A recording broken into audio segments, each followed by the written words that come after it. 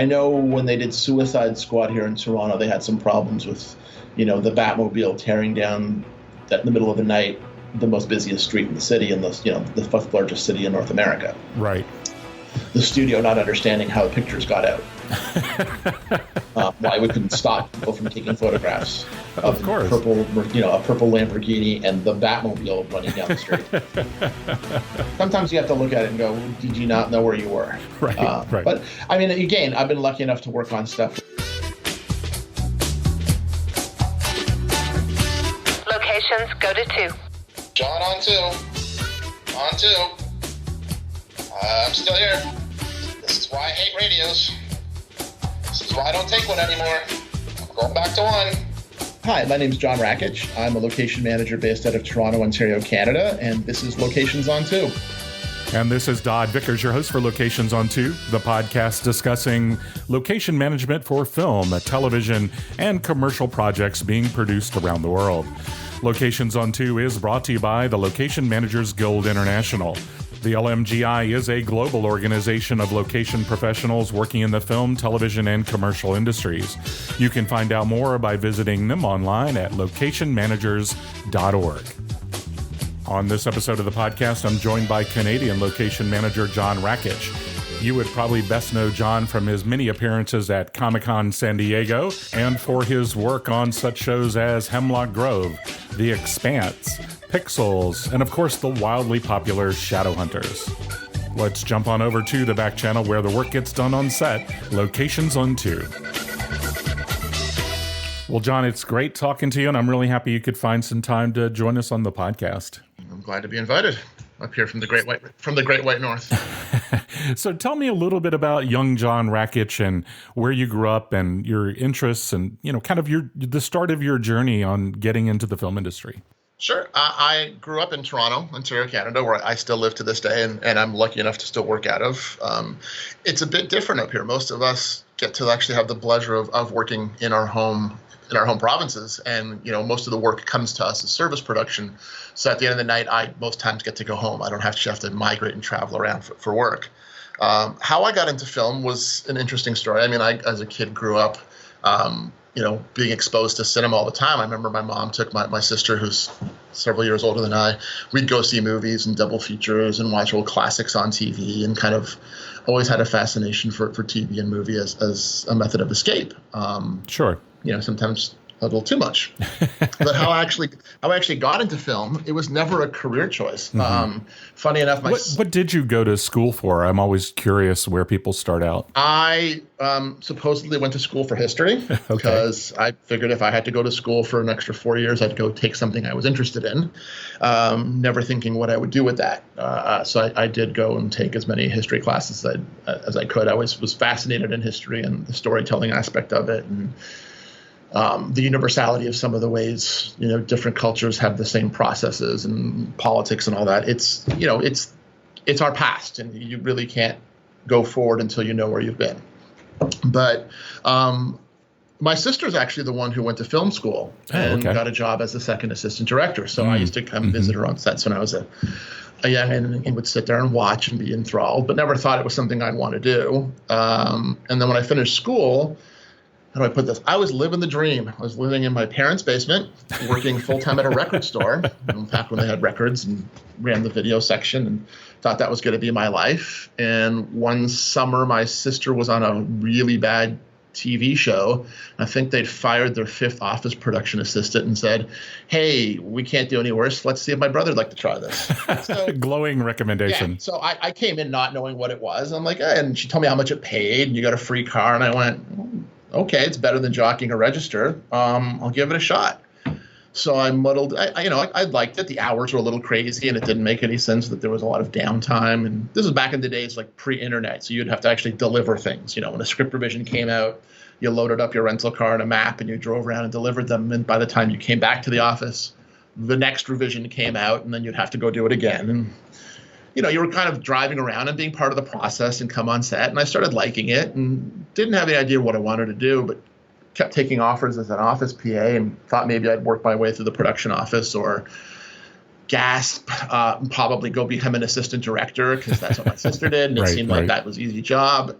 And I'd worked on 2 shows where we had the same location manager, a gentleman by the name of Richard Hughes, who my office was close to, and they always sounded like they were having fun, and I got to know him, and he offered a job after a show had finished to come work as a locations production assistant. And of course, I didn't know what that was, so I went and asked a few people and went, oh, that's actually a job? Sure, I need to work. So I said yes, and kind of started my path as working on set for him and a bunch of other people, and then kind of migrated up to, working as an assistant location manager and a scout for a very, very long time, and then eventually made the jump to managing where I am now.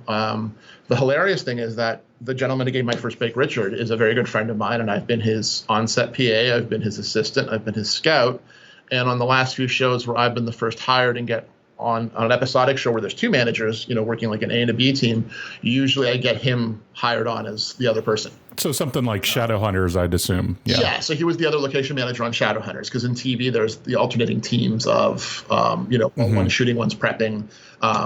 In most cases, I'm usually either the supervising one, so I'm kind of more the big picture creative, depending on the show. But if I was given a choice of who I could hire, he was always my first call, because A, he's a friend of mine. I like the way he works, and we work together.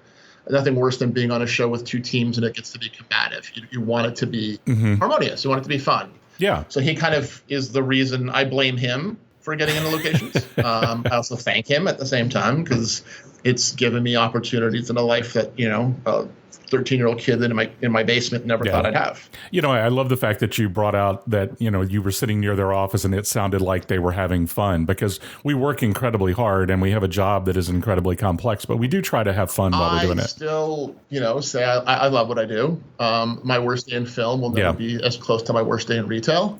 Because I need to preface, I worked for 5 years for a company called HMV, which is a record retailer here. Before that, for 5 years, when I was in high school, I worked for Walmart. Oh, okay. So that is definitely worse than the worst day in locations. There's no doubt about that. Walmart at Christmas? Yeah. You better believe it.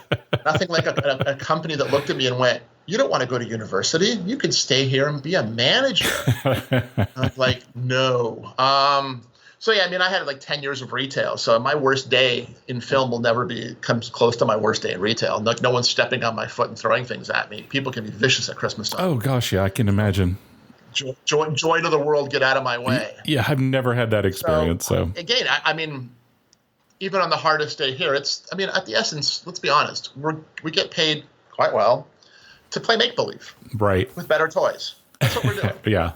Yeah, for sure. We're not curing cancer. We're not building a house. We're creating entertainment. Yeah. We're giving – one of the reasons I really love what I do is – I sometimes sit back, and it's going to sound very cheesy and romanticized when I say this, but I realize what we do is we create some content.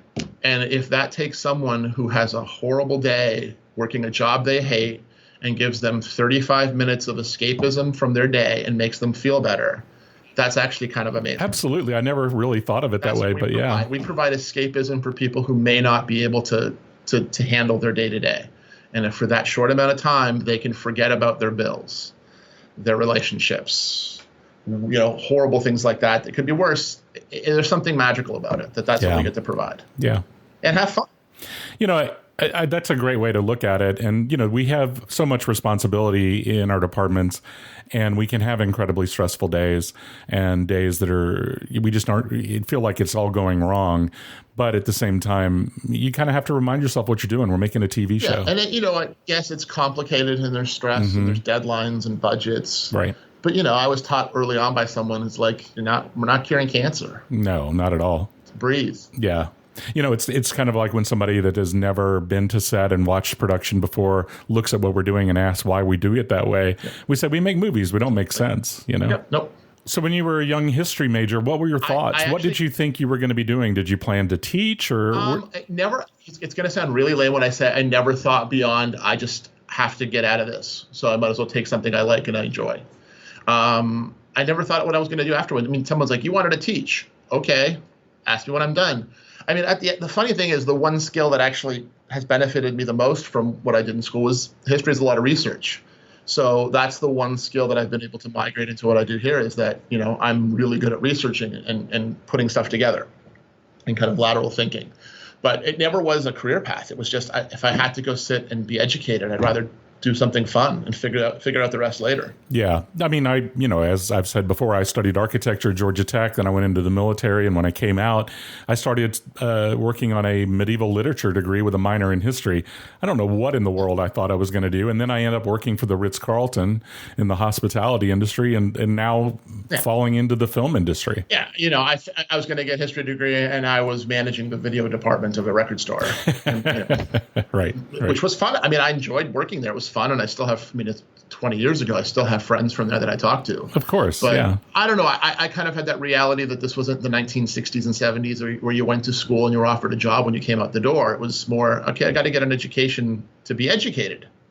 What I do with that doesn't have to be what I went to school for. I'm not going to be a doctor. I'm not going to, I don't know. My dad always goes, you could have been a doctor. And I went, whoa, let's not go that far. I don't think I'd ever do that. But I was never in that mindset of this is what my goal was always going to be. I kind of was that kid who just kind of, I don't know, I've learned in life that you kind of take things as they come. So you fall into this by accident through your sister who's working in the business as an AD. You get an opportunity in the locations department. Was there a specific moment or project when it kind of gelled for you and you realized, hey, I really like this. This is what I want to do. I want to work in locations. I mean, I didn't get that. I mean, when I started, I was a locations production assistant. So it was, first in, last out with the trucks, setting up garbage cans and cones and smelling like trash. I'm not adverse to hard work. I come from I'm first generation immigrant with 2 blue collar parents. We were taught that work was something you define yourself by and you do the best you can. So yeah, absolutely. It wasn't until I saw the creativity in the people that I was working for and was learning from. The kind of passion didn't really kick in until I started becoming an assistant and scouting more, because then you kind of get into that creative aspect of outside of the logistics. Right. But you need to have that foundation first to understand, for sure, this is why we go film at these places. This is what we also have to look out for. I kind of got into locations and kept getting calls for that. So that's kind of what pushed me into not going into ADing, is that I'm like, okay, I can do this work and I'm meeting people that want to hire me for this. And it wasn't until someone decided, okay, I think you're better than that. We should move you up a rung. I'm going to offer you a better position, which is when I made the jump to starting to scout and being an assistant location manager, which I did for probably about 10 years. Yeah. I'm happy to try to hone my skills as much as I could working for as many different people to kind of get a sense of how to or how not to do things. Which I thought was something that was beneficial. I never want to be pigeonholed and work for the same 4 people, because what if they stop working? The goal is to keep being employed, and the bank likes it when I work. And the family likes it as well, of course. Yes. Yeah. No doubt. To have money. I'm actually one of the rare few people during this unprecedented time that's been working the whole time. Oh, that's fantastic. My production actually, they reduced me down to more of a part-time capacity, but they've kept me on the whole time because we've got many assets in play because we were in the middle of production. Mm-hmm. So I count myself lucky. Yeah. Which show was that? Is that Grand Army? No, Grand Army is the show I worked on. Currently, I am working on the 2nd season of an Apple TV Plus show called C, starring Jason Momoa. Oh, yeah. I didn't realize they were doing a 2nd season. That's great. Yes, season 2. The show moved from British Columbia to Ontario for the 2nd season because they were the look of the show has changed from more of an outdoor woody environment to more of a woods urban landscape within the concept of the show. So when everything shut down for COVID, were you in pre-production or filming? We were several weeks in when the fated day, which it's hard not to forget that day, Friday the 13th. Yeah, isn't that crazy? Friday 13th, everything globally shut down. So crazy to think about now. I also wear the hat of, here in Ontario, we're covered by the Directors Guild of Canada, which covers most location professionals across the country as a union.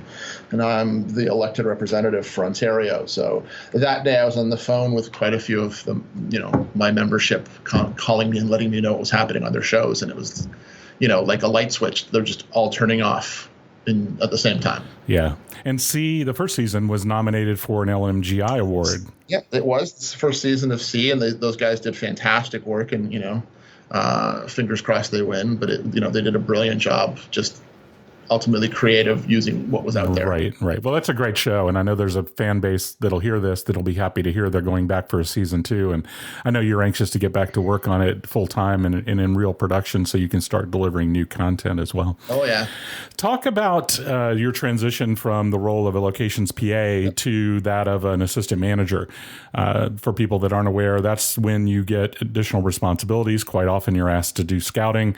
And I'm making the assumption, but when did you fall more in love with and realize the creative role that locations plays in every production?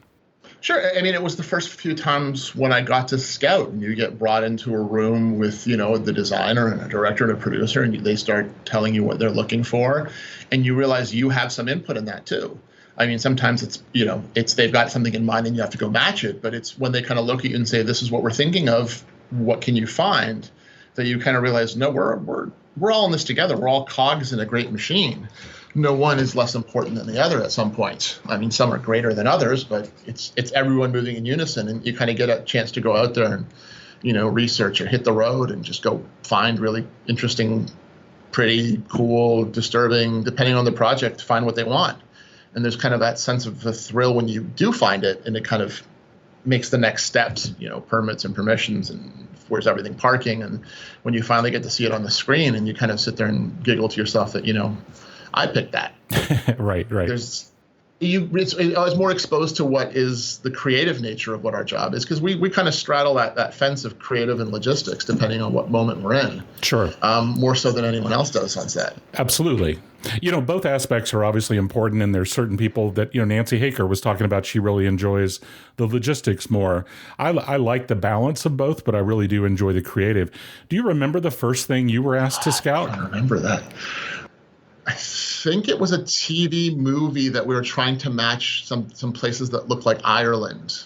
And so I ended up looking at some old warehouse areas that don't exist in Toronto anymore, and we ended up going there. Mm-hmm. How did it go for you? What was your first scouting? It was great. It was just you kind of realize that doors open to places that you never got a chance to see as Joe Public. Absolutely. That's actually another cool thing is that I've been on rooftops of most major cities. I've been in underground warehouses. I've been in mansions that I would have never gotten past the front door. I've been 13 kilometers under the earth in an old NORAD facility. I've been the top of the tallest building in Toronto. It's odd. I've stood on a closed highway. The cops stopping cars so we can get a shot off. There's an element of it's cool and fun. It's kind of hard to sometimes just put a finger on it and say that's the best moment. I've been lucky enough to have a lot of good fun times. Right. Do you think you were prepared for your first scouting experience? Did you know what exactly what you were doing and how to go about doing it? No. And yeah, no. It's one of the reasons I asked. The first call I got for scouting was on a TV movie, and someone called and said, "Hey, you available to scout?" And I went, "Why, yes, I am." Hung up the phone, and the next call I made was to my old mentor and went, "What's scouting?" He's like, "All right." I'm like, "What's scouting?" "Well, you go out and take pictures." I'm like, "Oh, and that taping the stuff together you used to get me to help out?" "Oh, okay, I get that. I guess I better get a camera." And he gave me a quick refresher of what it was. And I'm sure my first few times out were bad. And I was lucky enough to work with people who were accommodating and kind of understood that I was new. I remember once being sent out, to go photograph stuff at night. And I didn't know I needed a tripod. So I kind of held my arms still and took photos. And came back the next morning, and the location manager looked at the photos and said, Did you use a tripod? And I went, "Why, yes, I did." And he was like, "No, you didn't. Go buy one and you'll do this again." I kind of learned, like, okay. I was lucky enough to have people that were willing to teach you. And that's also one of the things I love about what we do is that there is an apprenticeship sense to it, that you don't walk in right at the top. Everyone kind of starts low and you work your way up, and you're taught a chance to learn skills. And if you have time, which is rare these days with the compressed schedules we have, to stop and start and teach someone. We've had a big push up here in Ontario to do education and training, because we don't always have the time to do it on set, but we're happy to have, more experienced members teach younger ones, permits, permissions, contracts, location scouting, how to put photos together. because there is an onus on you once you move up to make sure that the next generation behind you has the skills to take over at some point. Right. And it was the reason I asked, because I know that I wasn't really fully prepared for my first opportunity. I went out and took some pictures like I was asked to do, and came back, thought I was pretty proud of what I'd accomplished. And they said, well, what's the reverse? And I went, what is a reverse? That's right. Yeah, I have a story of a guy we sent out who we told him to go scout some photographs of a bar, and he came back with these wonderful photos from the outside. And we're like, well, what's the inside look like? He's like, oh, I didn't know you needed that. Exactly, right? Describe to us what the inside looked like. We're like, that's fantastic. But we need a photo. Yeah, right. Yeah, the reverse, that got me too once. Because, the problem is sometimes they send you out there with the assumption that you know what you're doing, and then sometimes you're too embarrassed to say, I don't know. Because I've always told anyone that's under me at work, if you don't know something, tell me. I'm happy to sit down and explain. Right. I like to think I do the same thing. I'm sure that there's times when I've not, but I definitely want to do my best to do that, and to make sure people ask the right questions, and make sure they understand that when you go there, just because the script calls for an exterior, don't limit yourself. Go ahead and shoot the interior, because I don't know about you, but I've been there where they suddenly say, hey, can we move inside to shoot this scene? Would they be open to it? What's it look like? And I have the answer.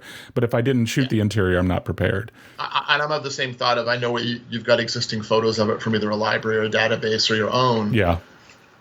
If you can't go shoot new ones, can you call and make sure they haven't changed anything? There's nothing better than showing them with pink walls and you show up and the walls are green, and you get a designer looking at you like, that you didn't do your job properly. Or better yet, you send someone out, or hire a scout, and you send them out, and they send you pictures, and you realize they just sent you pictures you took 3 years ago. That has happened to me, and that was priceless.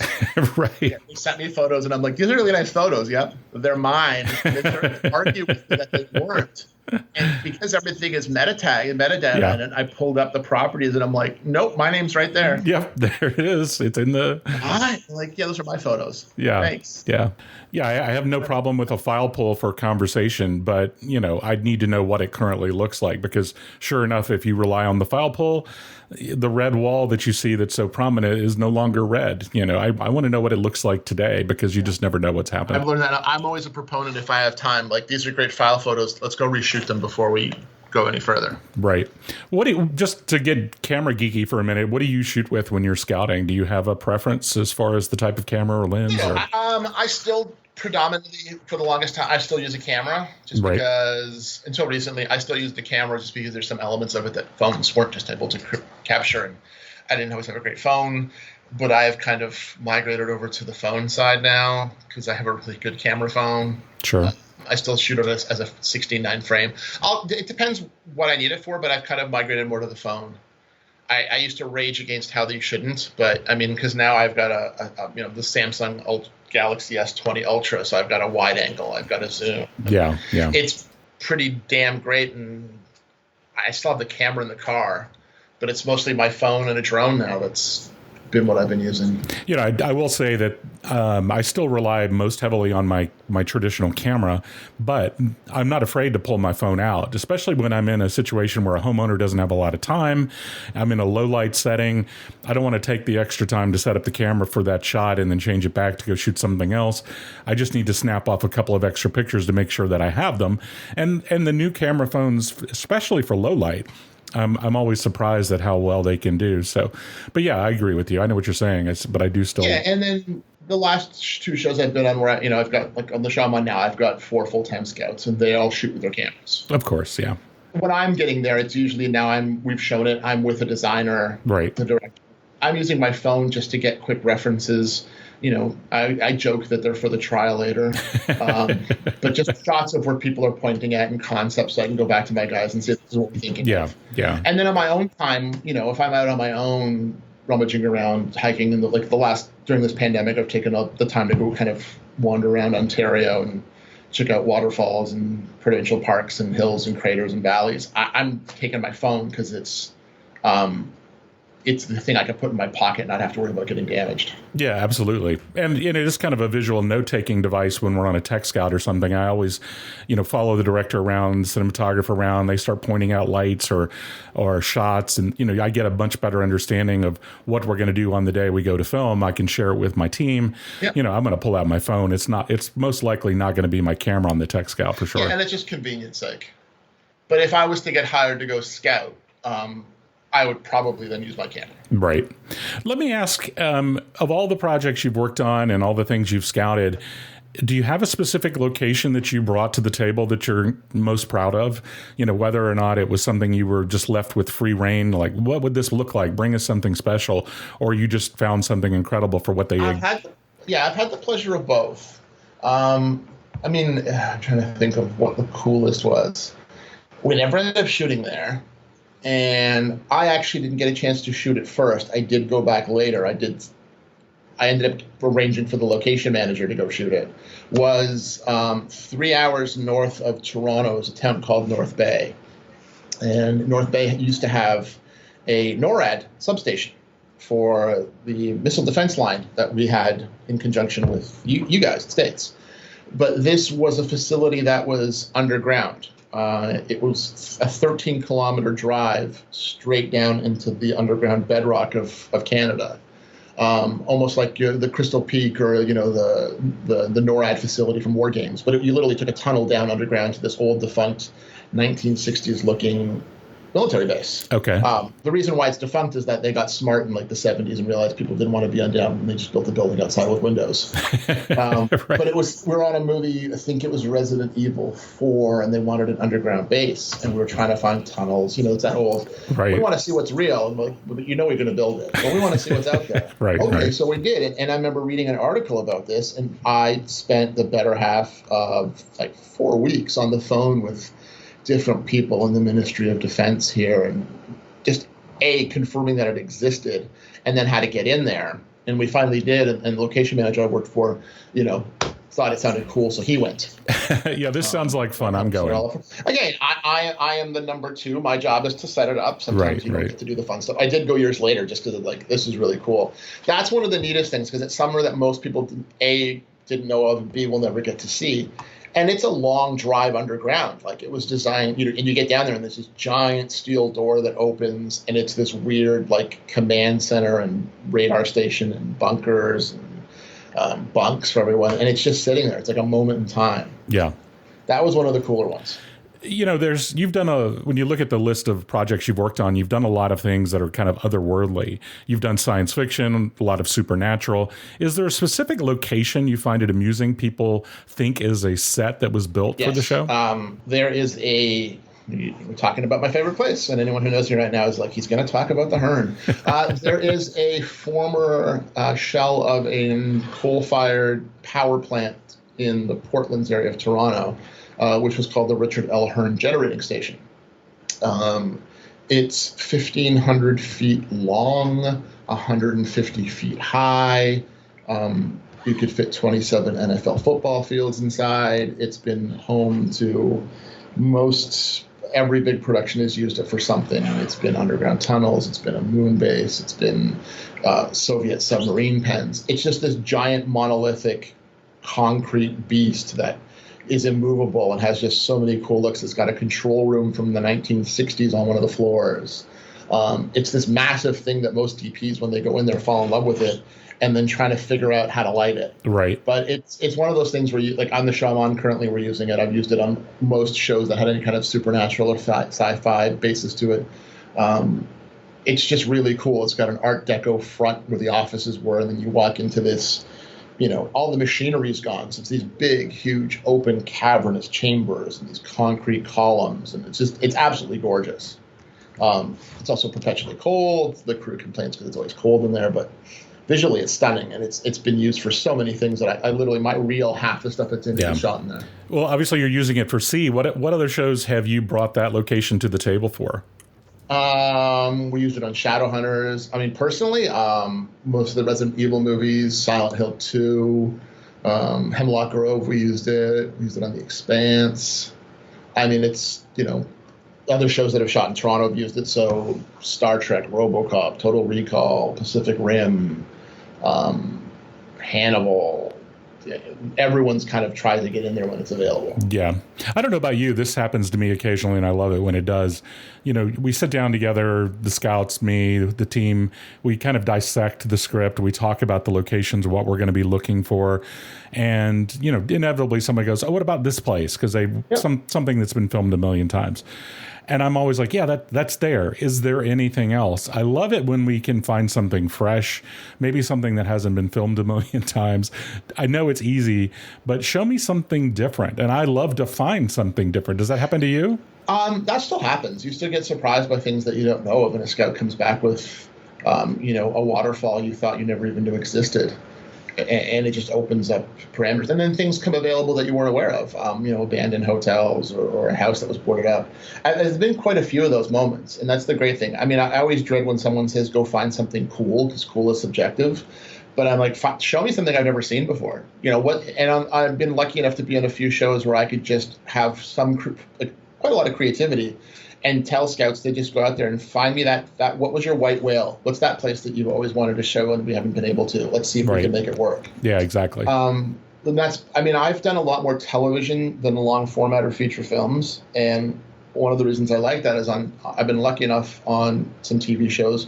Shadowhunters is one of those prime examples where I had a good rapport with the writing room, the showrunners in the writing room, to the fact that I actually once would go down so I could visit them and would say, look, tell me what you're thinking of. I'll tell you if it exists and we can work to it. Or I can just show you guys really interesting things, as opposed to writing this takes place on a submarine and I have to tell you we don't have one. Let's be creative and go, well, I have this. Can this work? Or give me enough lead time to see if we can make what you want work. And then it really becomes a collaborative effort, because I've sent out scouts telling me, like, Lily, what's that thing that you've always wanted to shoot at and we couldn't? Right. Show it to me. I'll send it down to the writing room. Let's see if they can make it work. And it's happened a few times where that they've tweaked what they wanted based on what you present. And that really is the most amazing part of the collaborative effort. Right. And that's a great approach to it. I've had that happen where you and your scouts, you're out looking for something and they've seen a picture that either you took or somebody else took, or maybe they saw something online that suddenly they're in love with and they want you to go after it. But then you're also waiting on a rewrite in order to know exactly how they want to. That's the slowdown part. But it's great when you can have that ahead of time and say, look, I had a really good rapport on Shadowhunters was a fun, 3 seasons to work on, because there was a point where I was being given outlines before scripts even existed. Right. Like this, here are the outlines for the rest of the show, so you can start thinking about it and going and talking to the designer about it and making it happen. Right. I haven't researched Shadowhunters in this aspect, but I know that with a lot of episodic, because you're flip-flopping, you often are changing directors every episode. Maybe it's the same 2 directors, maybe it's 10 directors. It changes show to show. But the politics of that is so different, because who's driving the conversation can change. With features and television, it's most often the production designer, the director. A lot of episodic, it can be the production manager as well as the production designer. And of course, that director wants to have input, but that's changing. So who is it on Shadowhunters that kind of drives the conversation? Well, more so the producers or the showrunners and the designer as well. I mean, again, one of the things I like about TV is that it's a ship that's on a course, and every couple of days someone else takes the helm, another director. Right. But behind him is the production designer, the directing producer, and the showrunner, who are actually holding the wheel steady and saying, well, you can steer it here or here. You're given some latitude as a director, but it's beholden then onto the production to make sure the ship doesn't go too far off course. So you have a bit more control in not going completely 180 degrees because this director thinks he wants to reinvent the wheel, that you can bring it back in. And, I've worked features too, and you work at the behest of the designer, but I find on TV, I've been lucky enough also in the last few shows I've been on to have really good rapports with the designers I'm with, to be able to banter back and forth with, well, what about this? Well, I don't think that works. To be drawn in more as a creative person than just someone there to service their whims or provide what they want. They kind of look at you and go, well, what do you think about this? what can you find that would look good? Right. And that's a very interesting relationship, and a critical one is the relationship between you and the production designer. Because quite often you and the production designer are out there in the world before anyone else is, setting the tone, finding some key locations, and obviously multiple choice for them to come in later and make some picks. But your conversation with the production designer really drive that early part of the conversation from a creative standpoint. Yeah, and I've been lucky enough to be with some designers that we also get, on some shows we have enough time, we get to go on our own and go look at stuff and kind of walk around, sometimes with one of the producers, and kind of go, this is what we're thinking. Are you on the same page with us? So that when the director comes, we can say, well, this is why we think these are, sure, we'll show you the 10 choices, but here are the 3 that we think are the best.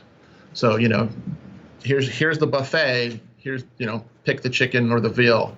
You don't look at the rest. And again, most television directors are they want some say in it, but they also have a little bit of trust that we're also giving them, 9 times out of 10 what we think was the best. Sure. Sometimes they don't like it and they want to see it all, and that's fine too. It's their prerogative. A lot of times when you're scouting, you don't get credit as far as the final roll, the credit roll goes. It may be credited in your resume, yes, and it may be on IMDb, but when the credits actually roll in the theater, your name is not up there. Is there a project where you wish it had been, one you're really proud of, that you're like, gosh, I wish that my name was rolling with the rest of the team? Again, I was hired to do a job and I did it. And I mean, there's a few TV series that are coming out soon that I did a lot of heavy lifting before they started because it was a favorite of the studios. A Netflix series based on a Mark Miller graphic novel called Jupiter's Legacy, which is coming out, which I was a huge fan of the books. And at the time I was under contract for Netflix to work on another series, but there was a bit of a push.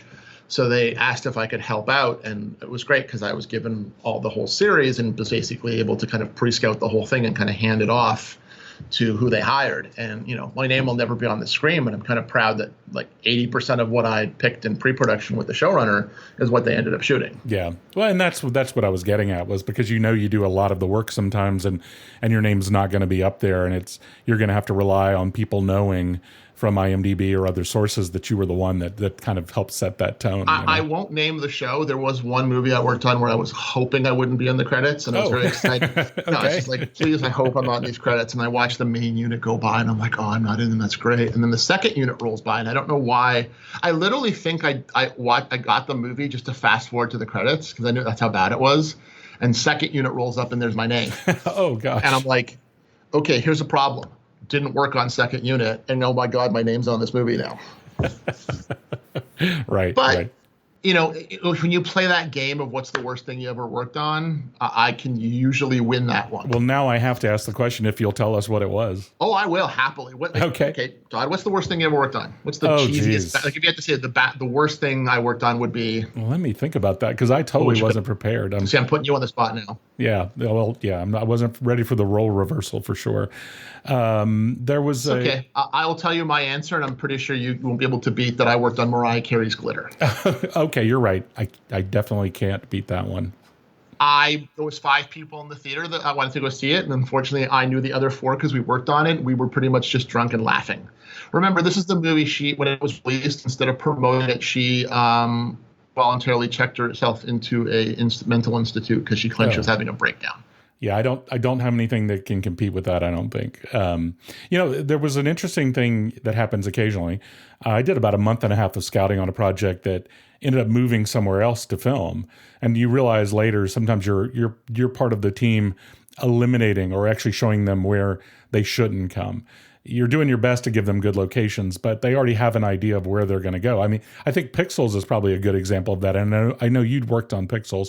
I worked on it for about a month and a half here, and then found out they decided they were taking it to Toronto. Part of it was tax credits, and that was actually I worked on that for a short little bit. I did some of the part of the Pac-Man chases to help out the show, and it was kind of it was a big logistical show, and they needed some extra help, and it just worked out I was available. And the location manager and the location team are friends of mine. I mean, that's the great thing about being up here is that because we're kind of all entrenched here, we all know one another. So I'm happy to help someone else out, and they can get the credit for it. Absolutely. I'll watch anything that someone here worked on or people that I know worked on, and I'm the first one to email and say, great job, that was brilliant, I'm jealous, I'm happy you did it.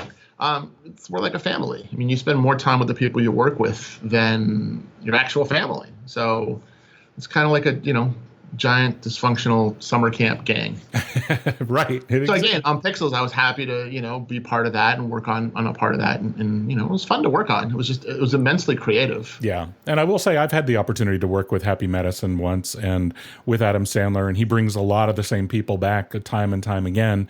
And it is very much like a really cool summer camp gang they put together. Yeah, especially that gang, the Happy Medicine gang. Yeah. Yeah. And it's nice to see. It's nice to see that idea. I mean, again, I've been lucky enough to work on the series where it's the same crew rolls over, and you kind of have that unifying sense that you've gone off to the circus together for the next couple of months. Right. So you talked about having the opportunity to speak on panels and at schools and whatnot. Yeah. When you meet someone that you have a feeling they would be great at locations, but they don't really understand what locations does or what role we play, what's your elevator pitch? How do you describe the job to somebody that doesn't understand it? That's a tough one, because we've got a very because here we're entirely unionized from PA to manager. We actually have like an intake system where they get to kind of do some stuff like, watching parking spots and coning off for cars and to get a taste whether they like it before they move up. Right. But I mean, what's the pitch? I haven't done that in a while. I mean, I do speak at a lot of colleges and kind of explain that, you are first and foremost the bridge between the real world and production. You stand at the gate of what we want to do and how we have to explain it. And you want to be part of a process where you get to be creative and logistics. It's an exercise of the mind and, sanity. It's very different than the rest. Most times I'm one of the first people hired, and I'm usually on to the end. Mm-hmm. And then again, I do a lot of work on the side for our local commission to try to get more work here. So it's funny when you go on set and you hear technicians kind of grumble about, what do you do? And I'm like, well, I'm the reason you got a job, buddy. You can thank me later. I mean, truthfully, I'm glad when a show comes here, even if I don't work on it, because then it's people I know who are putting food on the table. Yeah. I'm happy when everybody's working, because then I don't have to worry about friends, not being able to make bill payments and all that. But the pitch, if you want a job that's unlike anything else you're ever going to do, and are you willing to? I mean, the hard part is the amount of people that try to get in and don't make it, because it's not easy. No, not at all. And there's a bit of some sacrifice you have to make, but in my mind, the reward is so worth it. For sure. And it came to mind because I had somebody reach out to me in a message recently, and I was a little caught off guard because they were in film school, and the more they learn about locations, their statement to me was they thought locations might be something they would be interested in. They find it kind of fascinating. And they were asking what I thought they should do. Get out of film school. No, right. I mean, don't fault anyone for an education. But yeah, I mean, like I said, I've been lucky enough to go speak at some local film schools and colleges to kind of explain to them what we do, because most don't get it. It's like, you just pick a place. I'm like, there's a bit more than that. Yeah, if only. Here's, when you kind of move out of your small little collegiate world, this is what the big boys do. And it's a whole lot of stuff. I mean, it's politics. It's, being able to communicate with people. It's the gift of being able to get a homeowner to understand what you want to do and allow you to come do it, or a business or anyone. Part of your job as the manager is you have to take the creative and make it palatable and somehow get people to agree to do it. Absolutely. And, when somebody recommends somebody to me and says, I think this would be a good locations person, the only things I want to know about them are they cool under pressure? Can they take instruction? Do they listen well? And are they willing to work hard? Those are the things I can't teach you. I can teach you a lot more. But if you can do those things, and I'm always surprised who steps up. I'm willing to give anybody a shot, because somebody that you meet at first glance and say they're not prepared for this have been the people that have been the best at the job. And sometimes you have to look at people according to their skills and strengths, and people can learn some stuff, but there has to also be, like you put it, there has to be the willingness to put in the effort. Absolutely, yeah. I'm going to put you on the spot again and ask if there's a specific project that's a standout for you, one that you're particularly proud of because of the collaboration with somebody you were working with, or because of your role in bringing the creative vision to life. Does one project jump out at you? Oh, see, it's hard to say one. I have two. Oh, well, let's hear about both of them. So both are TV shows. Okay. The first one was actually the first show I location managed. It was one of the very first Netflix originals. It was a horror series called Hemlock Grove. Oh, sure. Yeah. And it was just it was a show that I helped bring here because I thought I had a job on something else as an assistant. And I'm like, I'll line people up. And they kind of turned to me and said, well, we'd like you to stick around and manage. And I just kind of went aghast. I went, you want me to do what? and I did it. And, the creatives were brilliant. Everyone was collaborative. The production designer was one of my favorite people to ever work with, a guy named Drew Boughton, who went on to do Man in the High Castle. Oh, yeah. And he's become a friend of mine, and he's just absolutely brilliant and was collaborative. And my first big taste in being able to sit at the table and pitch what I thought worked. And you were listened to and understood, and even the DPs would work with you. And it was this perfect, harmonious film we saw on the screen and went, we all put that in to make the best show possible. And it looked great. It was on for 3 seasons. I didn't do the 3rd season because I was booked on something else, but it was something I was always proud of. And then the other one would be, for similar reasons, with Shadowhunters. Yeah, I assumed that Shadowhunters would be in there. And it's because the show also touched on a lot of LGBTQ issues, and they were done quite well. And, it had a huge fan following, and the fan base is loyal to this day. But it was also, again, I got a chance to work with some really creative people from the top down who cared about what you had to say as the location manager. You weren't just the guy to find us out. It was, well, what do you think would work with this? And the directors were great too. They were all very, looked at you and would ask, well, what do you think? Or I'd like this. Can you give me what I want? And we were lucky enough to be able to almost always kind of make it happen. And sometimes it was, we drive by something and the producer would go, well, what's that place? And then you kind of stop and show it. And it's like, well, that's perfect. This isn't what the script called for, but we think this works better. And we had a lot of those moments, which was great. Yeah.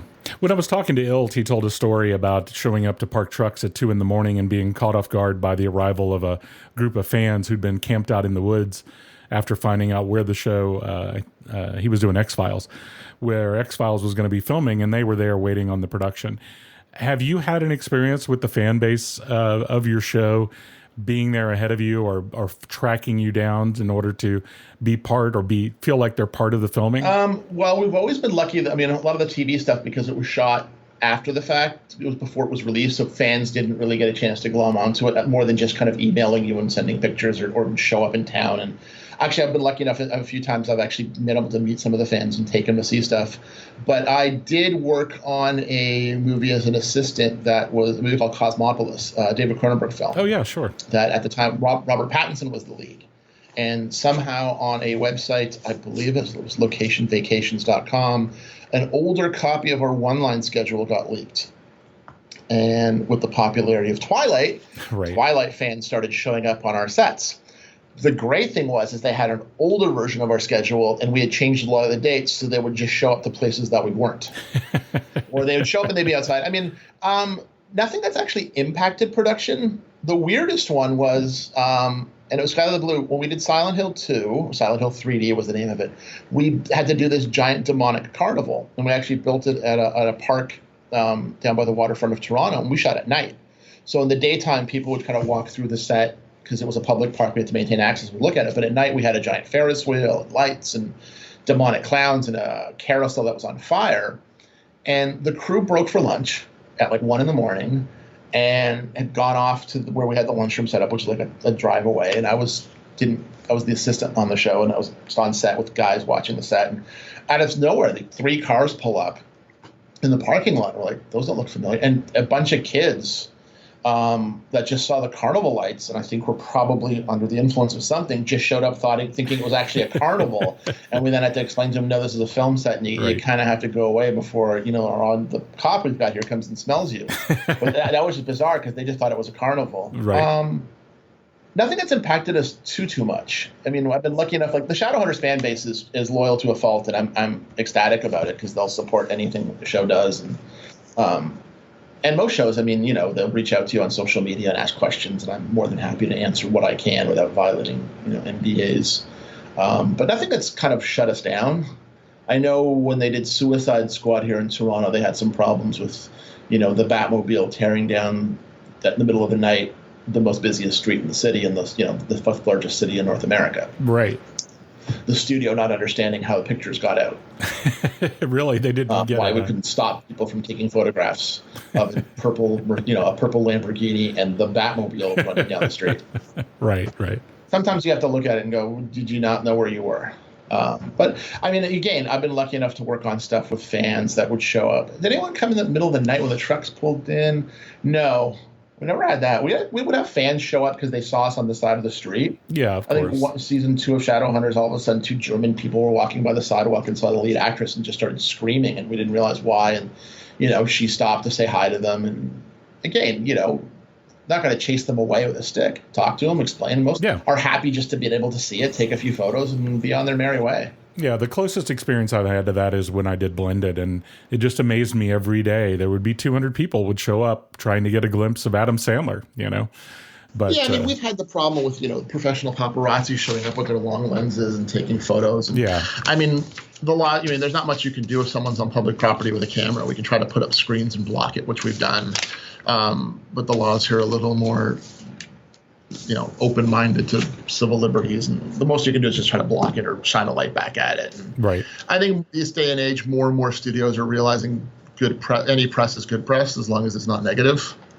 So if as long as nothing is leaked out, you took a picture of the actor walking around, okay, it's going to get out there somehow. Yeah, I mean, with everybody having a camera in their pocket at all times, something's going to get out. You can't, if you're filming in a public place, people are going to take pictures. Yeah, and the show I'm on currently has some large background counts, and we've been really good not to get anything leaked out. And we've got quite a few high-profile shows that have set up in Toronto that have been really good at keeping secrets, like the Star Trek Discovery is one of them. They don't leak a lot of stuff out because there's some substantial money put towards some of this stuff, and they want to keep it a secret till they put it out. Yeah. I had an email from somebody that listens to the podcast, and they reminded me of a question that I had not asked, and they were right. So I'm going to start with you. What was the biggest stomach-turning, nothing else could possibly go wrong moment you've had so far? That ended up being a good one or bad? Yeah, where you've had something where you just thought nothing else could possibly go wrong. This is like the worst day of my career. The tree. So you're talking about the tree. I guess I am. Tell me about the tree. When we were working on, I'm trying to remember which one it was, Resident Evil 4? We spent a lot of time scouting. It took place in a prison that we actually built on set. But one of the things we took the director out to was about 3.5 hours out of town is a town called Kingston, Ontario, that has a large amount of prisons. And one of them is the historic Kingston Penitentiary, which has been around since the turn of the century and is closed. So we took him out there to go look at it, never thinking we were ever going to shoot out there because it's too far. And to make the trip palatable, we stopped halfway at a sandy beach where there was a scene in the script where the actors come to the edge and there's a helicopter at the side of the beach and some stuff happens. And the helicopter is there and plot point is the director saw this wonderful sandy beach and a tree, this old grizzled tree, and he fell in love with it. Would not give it up. Like, we were literally going to be traveling 3 hours out of town to go film a tree. And the local producer was like, find me something else. And we would, and the director's like, nope, that's what I want. We're like, all right, well, we'll go there. And it's a provincial park, so a state park. And we started the process, and I was the assistant on the show, and we started the process with the park superintendent to say, this is what we want to do. We want to come in November, and we want to put a helicopter on the beach and dress it with some wrecked planes, because it's supposed to be an airplane graveyard. We'll shoot somewhere else. And she walks through into the sand dunes, and some inflatable dinghies come up, and there's an altercation, and they go away. The helicopter never flies on camera. Okay. We're like, well, it makes more sense to fly the helicopter there than try to bring it on a flatbed and crane it over the sand dunes that had this protected tall grass. And again, it's a very pretty view. It was really worth to go out there for the production value. And it was, we could fly the chopper, land it the day before. We don't fly it on camera, we can fly it away. That sounds great. And we're going through the process. And then one day, a couple weeks later, we get an email from the park superintendent saying everything's fine except you can't land a helicopter. I'm like, pardon? Well, you can't land a helicopter. It's against the Parks Act of whatever year it was. So then we had to go tell the producer, who was a very seasoned producer, and gave the wonderful answer of, I don't care, make it happen. Oh gosh, yeah, I feel your pain. But pain. It's in the law. I don't care, make it happen. I'm not telling the director after all this that we can't go there for the stupid tree because we can't land a helicopter. So this is where the research skills from university came in, is because the person I worked for at the time looked at me and said, well, make it happen. Yeah. And so I then proceeded to read the entire Parks Conservation Act of 2009. I don't know. It was a boring like 200-page government document that I spent like better half of a day and a half sitting there with a locked door, going through line by line until I found a loophole. There was a loophole. There was, simply put, there was all the parks in the province of Ontario were put into two columns: the ones that had roads that you could get to, and the ones that didn't. The ones that didn't have roads you could fly into, the ones that had roads you couldn't fly into because you could drive to. We needed to move the one park from column A to column B. So it turns out that the Minister of the Environment for the province actually has that ability. Well, it turns out the Minister of the Environment, it was actually, used to be my old school trustee, lived in my parents' neighborhood. I went to school with their daughter. I knew her, and we started trying the whole process to get approval, long letters that started with huge honorifics because we're a constitutional monarchy. It's not, Right. Dear Right Honorable Minister Donna Cansfield of the Environment of the Province of Ontario, we beseech you, knowing that it's never going to get to her. It's going to get some flunky's going to look at it and toss it in the trash. So we tried that. I think I left a letter on her door. We found out what her schedule was, and it turned out she was going to be driving to a conference, an hour and a half drive to a conference, and there was a city councilwoman who's going to be in the car with her. So we have a really good rapport here with a lot of the municipalities. And we actually, our film officer in the city of Toronto got this counselor to come in, and we kind of briefed her on what the problem was. And she literally, in the middle of this drive, as they were being social, turned to her and started doing this pitch about this movie. And we didn't know what was going to come out of it until one day I get a phone call from the park superintendent, and literally goes, "I don't know what the hell you did, but you got it." And then he forwarded me a 2-line amendment to the law, which allowed for a 48-hour window for a non-fixed wing vehicle to land on this beach. And because it's an actual amendment to provincial law, it's still in there, and every park in the province had to get it updated in their system. And at that moment, I kind of realized we actually changed a law. That is crazy. So we could land a stupid helicopter that we never saw fly on screen. Right. But it was kind of like the sense. I still have a copy of it on my computer because it's one of those I was taught by some people that we can do anything as long as we got time or money, and someone's got to tell us which one we got. And you can. Sometimes one of the magical parts of this job is you get that moment where you can do something that you were told no to, and you find a way to make it happen. Yeah, and that is pretty rewarding when you can do that. That has to be one of the most rewarding ones you've got to talk about. I've had a few. That's just the most bizarre one, because literally there is a section of provincial law that forever, now it's expired, but it's still in the books, that there was this amendment given to land a helicopter at the Sandbanks Provincial Park. I was always the point of pride to the manager. Where it's like, we changed provincial law, now we got to change federal law. Haven't had the chance to yet. I hope I don't have to, but sometimes you get a chance to find creative problem-solving ways around it. Yeah. And we did. Just basically, we changed the law. No 2 days are alike, that's for sure. Well, John, thanks again for finding some time. It's been great talking to you. I really enjoyed it. And, happy to talk about what I do and what we do. Like I said, I was a kid in my parents' basement watching movies. If you had told me when I was 10 that I'd be, traveling to LA for parts of a award show, having friends around the world, going to speak at conferences in London, or let alone that I would go to San Diego Comic-Con, not just be a panelist and a moderator for a panel, I would have never believed it. Yeah, no, I agree. That's not something I thought was in the cards for me. No, I'm in the same boat. Again, I get it. This career, this job, this crazy thing we do has provided that. And I'm always forever thankful for it. And I'm thankful for you for tuning in to another episode of Locations on 2. Visit us online at locationson2.com for this and all previous episodes. This is Dodd Vickers, and you can find me at doddvickers.com. Locations on 2 is brought to you by the Location Managers Guild International. Visit them online at locationmanagers.org. Until next time, I'm switching back to 1.